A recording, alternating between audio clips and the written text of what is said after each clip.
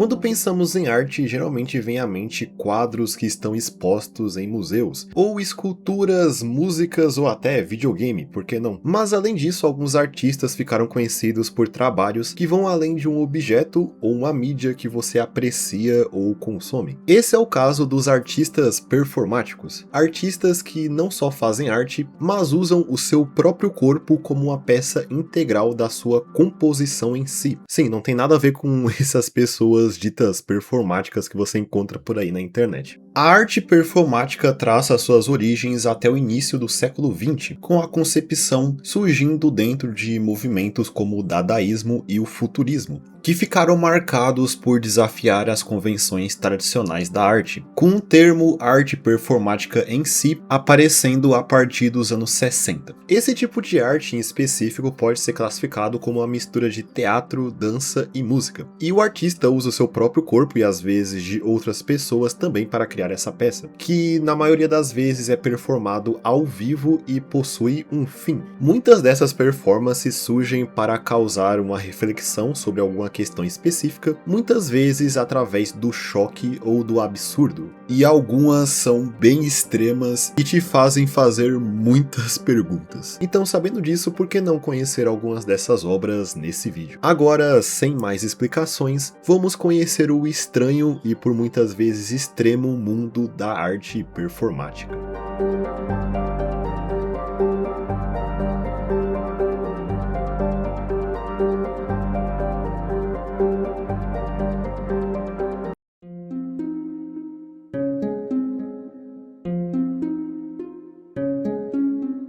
Quando olhamos para os primeiros exemplos do que podemos considerar arte performática, entre os pioneiros desse movimento, encontramos um exemplo daqui do Brasil com o artista Flávio de Carvalho, que era parte da geração modernista. Flávio de Carvalho atuou em diversas áreas, como a engenharia, na pintura e também na escrita. E ele foi chamado até de o Leonardo da Vinci brasileiro em alguns lugares. E ele também é conhecido como um dos pioneiros da arte de performance aqui no Brasil, começando a explorar essa área ainda nos anos 30, antes desse termo sequer existir, criando performances que iam contra as convenções sociais da época, e algumas que existem até hoje. Ele chamava essas performances de experiências. Em 1956, por exemplo, ele desenvolveu a experiência número 3, que é o seu trabalho mais conhecido e documentado. Ela surgiu a partir de um questionamento de Flávio sobre por que os homens brasileiros se submetiam a usar ternos europeus mesmo no clima do Brasil, que, pelo menos na maior parte do ano, não comporta esse tipo de vestuário devido ao calor. Logo, ele desenhou e desfilou pelas ruas vestindo o que considerava o traje ideal para o homem dos trópicos. O seu conjunto priorizava a ventilação e consistia em uma saia, uma blusa de mangas curtas, sandálias de couro e um chapéu de nylon branco. A ação causou um enorme alvoroço e desafiou diretamente o conservadorismo da década de 50. Afinal, não era comum nessa época ver um homem andando de saia na rua. Hoje está disponível na internet várias fotografias de Flávio andando no centro de São Paulo com esse vestuário que ele confeccionou.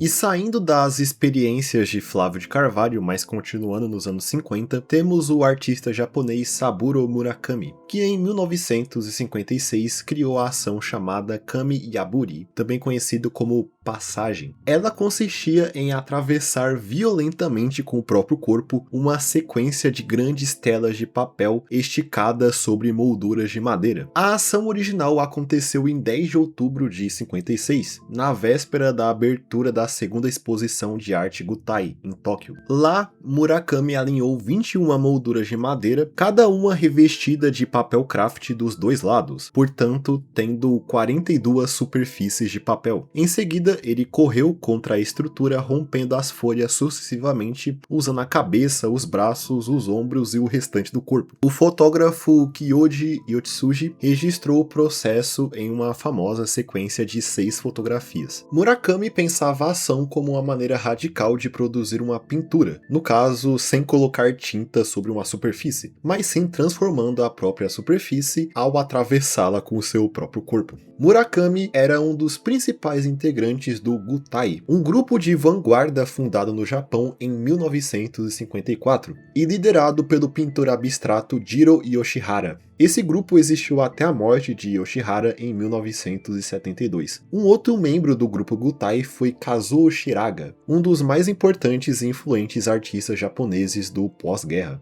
Shiraga ficou conhecido pela sua técnica de pintura desenvolvida em 1954. Nela, ele abandonou os pincéis e, em vez de usar essas ferramentas, ele colocava a tela diretamente no chão do ateliê, derramava grossas camadas de tinta diretamente no chão e, segurando-se a uma corda pendurada no teto, ele se balançava sobre a tela, espalhando a tinta com os próprios pés descalços. Mas seu trabalho de performance mais conhecido é o Desafiando a Lama, de 1955. Nela, Shiraga mergulhou vestindo apenas roupas íntimas em uma poça de lama misturada com cimento, usando o próprio corpo contorcido para esculpir e lutar contra a matéria, deixando na poça os rastros do seu movimento, que acabaram formando essa peça.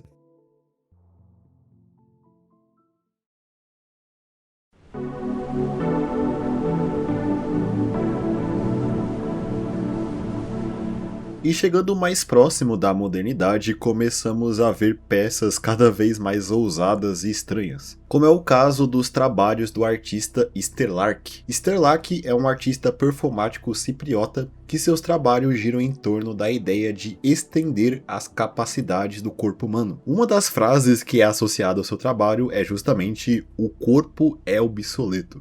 Um dos seus projetos mais conhecidos é o Third Hand, ou a Terceira Mão, desenvolvida por volta de 1980. Third Hand é uma mão mecânica presa ao braço direito do artista. Ela não substituía uma mão ausente. Na verdade, ela era acrescentada às suas duas mãos biológicas. Seus movimentos eram acionados por sinais elétricos produzidos pelos músculos de outras partes do corpo, especialmente o abdômen e as pernas. A mão podia agarrar objetos, girar o pulso e participar de ações realizadas simultaneamente pelas mãos naturais, como se de fato ele tivesse um terceiro braço. A experiência também levantava a questão de se seria possível aprender a controlar um membro artificial adicional, e se esse membro conseguiria ser incorporado ao esquema mental do corpo. Outro projeto dele, também mais ou menos dentro dessa ideia, era o Ear on Arm, ou orelha no braço, sim, algo bem biopunk das ideias. Iniciado conceitualmente em 1996 e realizado cirurgicamente a partir de 2006, esse projeto se trata de uma estrutura com o formato de orelha que foi implantado sob a pele do antebraço esquerdo do artista. Depois de um tempo, com o crescimento dos tecidos e da vascularização da região, essa orelha artificial se tornou parte física do corpo dele. Ela não funcionava exatamente como a orelha natural funciona. A intenção, na verdade, era instalar um microfone e um transmissor nessa orelha para que pessoas conectadas à internet pudessem escutar os sons captados pelo braço do artista. Sterlach, com esses trabalhos, é frequentemente relacionado ao pós-humanismo, e seus trabalhos não são necessariamente visões otimistas da tecnologia. As máquinas criadas em suas obras frequentemente parecem pesadas, desconfortáveis e meio dominadoras, e um pouco grotescas às vezes, algo que lembra muito até a estética cyberpunk.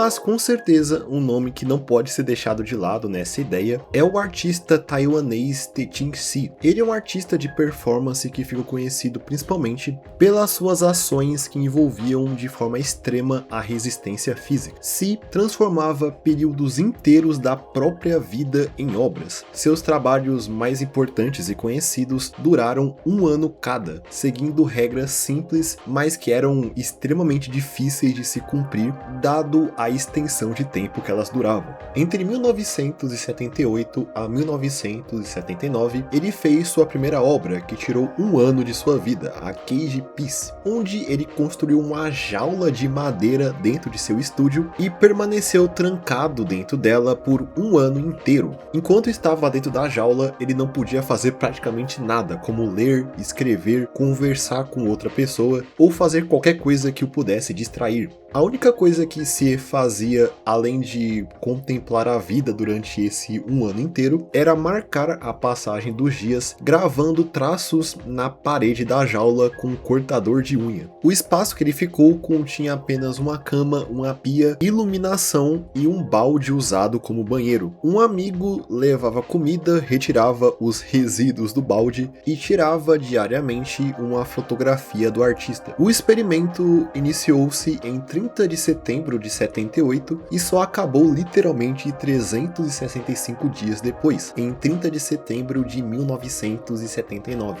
As 365 fotos que foram tiradas de Si mostram de forma gradual os efeitos desse isolamento. Ele teve mudanças físicas como o crescimento do cabelo e da barba, além do envelhecimento gradual de seu rosto. Porém, o seu experimento mais conhecido é o chamado Time Clock Piece, feito entre 1980 a 1981. Nessa performance, Si deveria bater um cartão de ponto uma vez por hora, durante todos os dias por 1 ano, ou seja, ele batia o ponto 24 vezes por dia. Depois de cada registro, ele tirava uma fotografia de si mesmo ao lado do relógio. Antes de começar esse experimento, inclusive, ele raspou a cabeça para ver o crescimento do zero de seu cabelo. Todas essas 365 fotografias foram posteriormente organizadas como um filme de aproximadamente 7 minutos. Ter que fazer algo, mesmo que simples, sempre de hora em hora, eliminava completamente a possibilidade dele dormir de forma contínua. O máximo que ele conseguia dormir durante todo o experimento era de apenas 1 hora. Sim, ele parece não gostar muito dele mesmo. Ao todo, durante esse ano, ele deveria bater o ponto 8.760 vezes. No entanto, ele acabou perdendo 94 dos horários em que ele deveria bater o ponto, resultando em 8.666 registros. Após Time Clock Piece, Si fez outros projetos em que ele reservou 1 ano inteiro de sua vida para ele, como é o caso do Rope Piece, que durou de 1983 a 1984, onde ele ficou por 1 ano inteiro ligado por uma corda com uma outra artista chamada Lina Montano.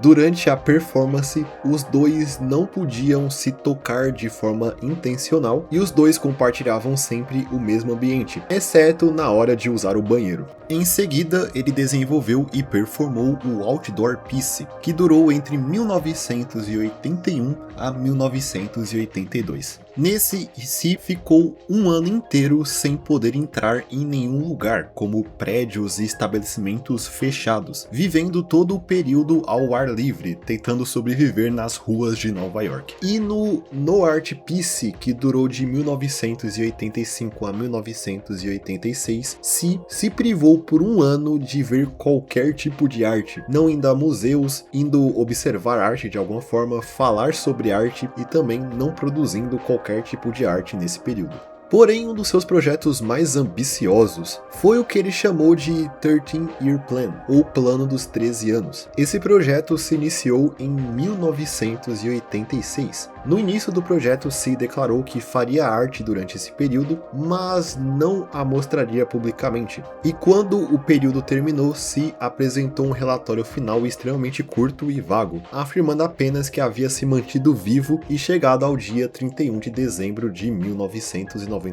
o dia final de seu plano. Ele não apresentou as supostas obras produzidas durante esses 13 anos. Logo, apesar de aparentemente ele ter feito alguma coisa, possivelmente outros projetos que levaram um ano cada, nós nunca vamos saber o que ele fez exatamente, criando um dos mais estranhos e confusos mistérios da arte. E depois do fim dele, se não produziu mais nada, se aposentando da arte. Apesar disso, ele ainda está vivo e continua a falar sobre arte, mesmo não produzindo nada desde então.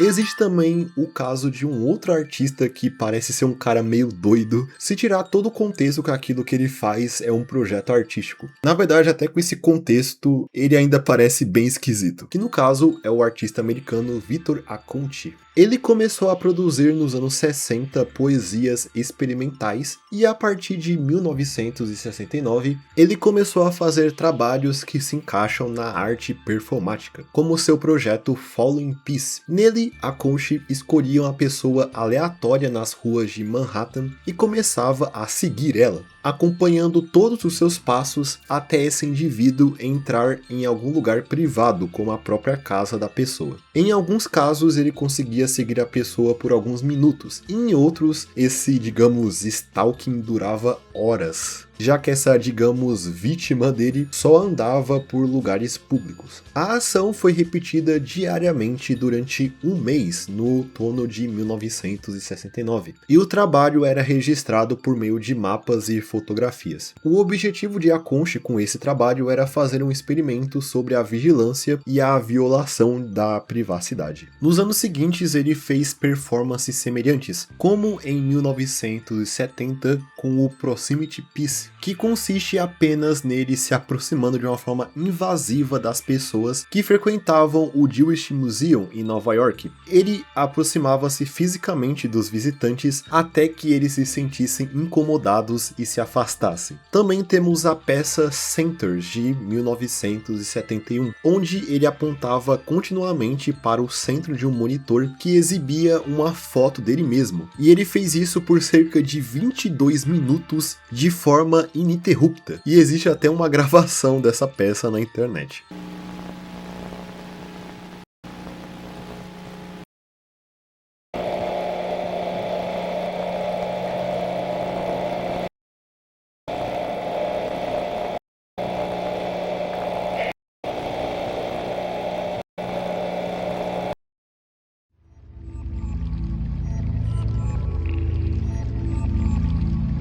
Um dos nomes modernos mais influentes e conhecidos da arte performática é a de Marina Abramović, uma artista que ficou conhecida por usar o próprio corpo para testar os limites físicos e mentais do ser humano. Muitas vezes o seu trabalho mostra de forma perturbadora a natureza humana, incluindo a sua ação chamada Rhythm Zero, de 1974.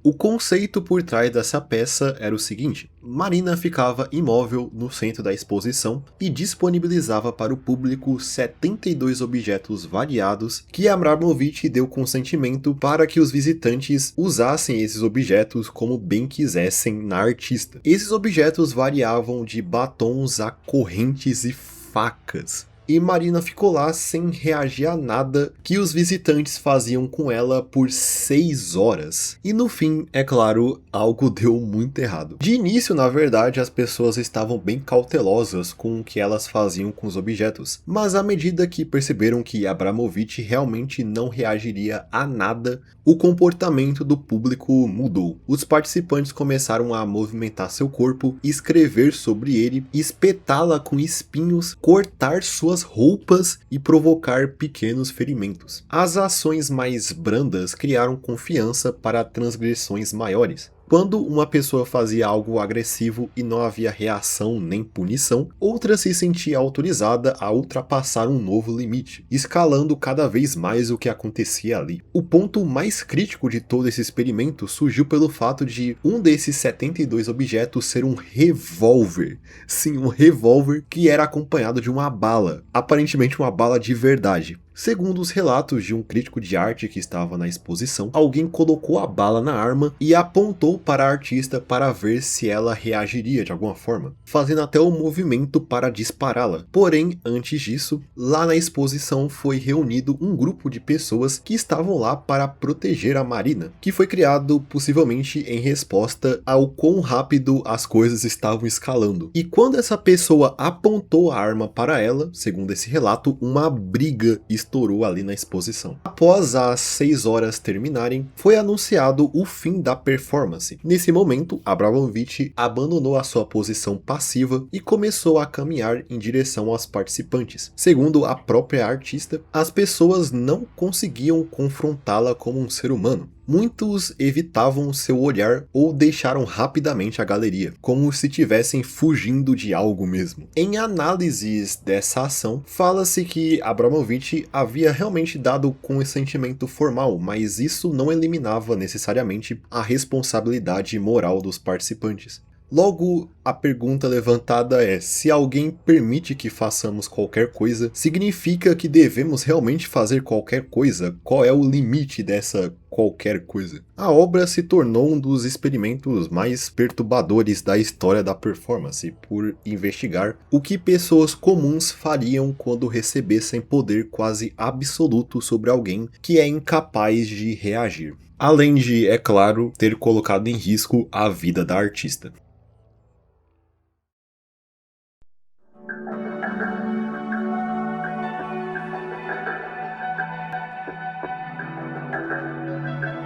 Então eu acho que é isso. Essa foi nossa exploração no mundo da arte performática. Eu espero que vocês tenham gostado do vídeo. Se sim, não se esqueça de deixar um comentário aí embaixo, deixar o seu like e se inscrever no canal para mais vídeos como esse no futuro. E no mais é isso, eu espero todos vocês em um próximo vídeo. Até mais.